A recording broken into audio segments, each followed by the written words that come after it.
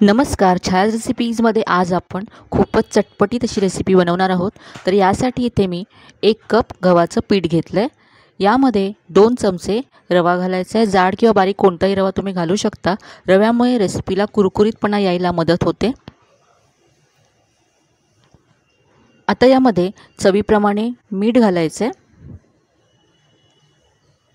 यानंतर यामध्ये मी अर्धा चमचा ओवा घातला.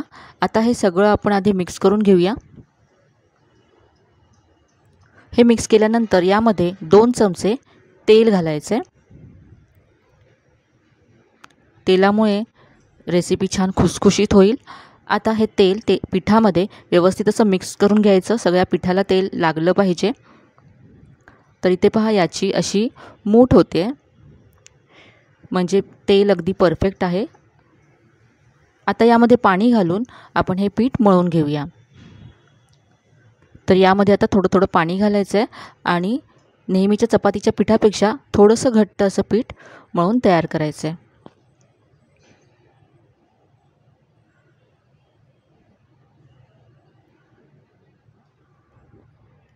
तर इथे पीठ मी मळून घेतलं आहे.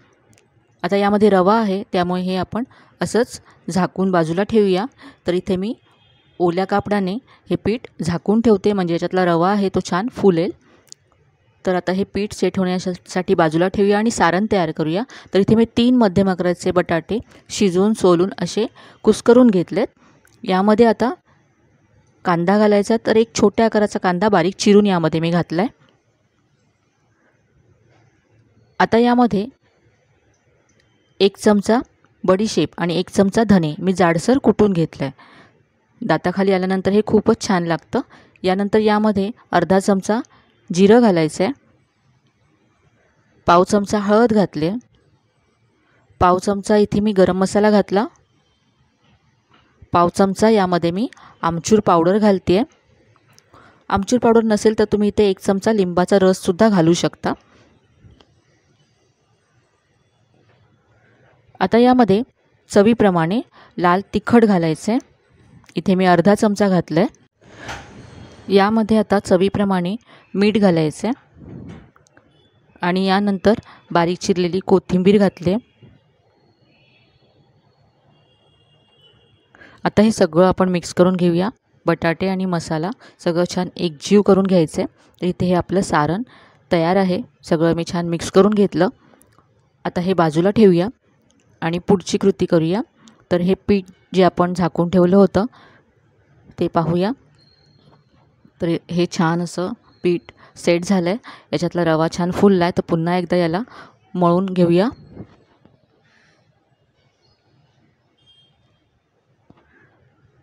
पीठ तयार आहे. तर या पिठाचे आता मी असे 4 गोळे करून घेतले. तर नेहमीच्या चपातीच्या गोळ्याप्रमाणे गोळा तयार करून घेतला आहे. आता आपण याची पोळी लाटूया. तर इथे पोळपाटावर मी 1 गोळा घेतला. हा सुक्या पिठामध्ये घोळवून घ्यायचा आहे आणि आता नेहमीच्या चपातीपेक्षा थोडीशी जाड अशी चपाती याची लाटून घ्यायची आहे. खूपच चटपटीत अशी मस्त रेसिपी आहे.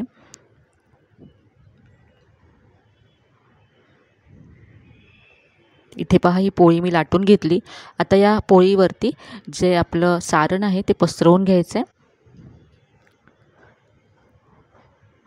तर असं चमच्याने सगळीकडे व्यवस्थित असं एकसारखं हे सारण पसरून घेतलं आहे.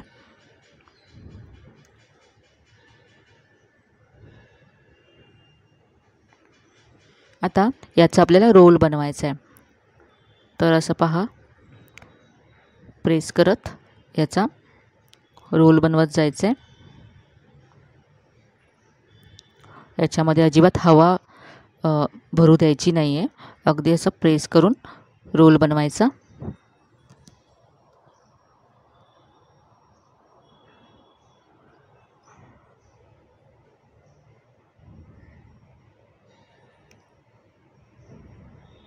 तर असा याचा हलक्या हाताने मी रोल तयार करून घेतला आहे. याला असं एकदा फिरवून घ्यायचं आहे, म्हणजे व्यवस्थित असा टाईट असा रोल तयार होतो.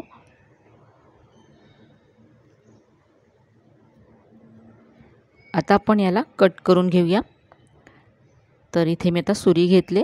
सुरी मागे पुढे करून कट करायचं आहे, म्हणजे याचे लेयर्स छान येतात.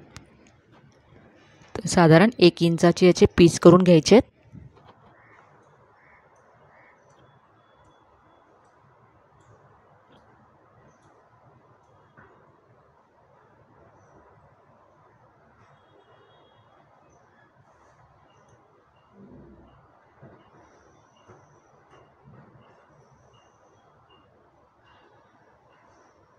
तर इथे सगळे असे पीस मी कट करून घेतले. त्याच्यातला एक पीस घ्यायचा आहे पहा, आणि याला असं ठेवायचं आहे. पाहू शकता लेयर्स किती छान आलेत.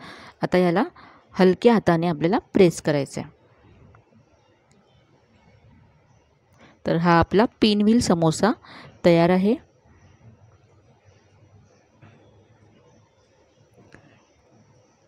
तर इथे पहा असे मी हे तयार करून घेतले आहेत. आता इथे आपल्याला एक पेस्ट तयार करायची आहे. तर यासाठी इथे मी 2 चमचे मैदा घेतला आहे. यामध्ये आता पाव कप पाणी घालायचं आहे आणि मिक्स करून घ्यायचं आहे. याची अगदी पातळ अशी आपल्याला पेस्ट तयार करून घ्यायची आहे. तर सुरुवातीला मी पाव कप पाणी घातलं. मिक्स करून पाहूया आणि लागलं तर आणखी पाणी घालूया. तर हे अजूनही मला घट्ट वाटतं. तिथे मी आणखी 2 चमचे यामध्ये पाणी घालते आणि अगदी असं पातळ तयार करून घेतलं आहे. आता इथे मी तेल छान व्यवस्थित गरम करून घेतलं. गॅसची फ्लेम मीडियम केली आहे. आता हा आपला समोसा या पेस्टमध्ये असा घोळवून आपल्याला फ्राय करून घ्यायचा आहे. अगदी पातळ असा लेयर पिठाचा यायला हवा. तर आता मीडियम फ्लेमवरती आपण हे फ्राय करून घेऊया. इथलं सारण तर अगदी शिजलेलंच आहे. तर इथे पहा मस्त रंग येतो याला. आपण छान गोल्डन ब्राऊन होईपर्यंत हे पिनव्हील समोसे फ्राय करून घेऊया. तर याच्या आवरणामध्ये आपण रवासुद्धा घातला आहे, त्यामुळे छान कुरकुरीतपणा येतो.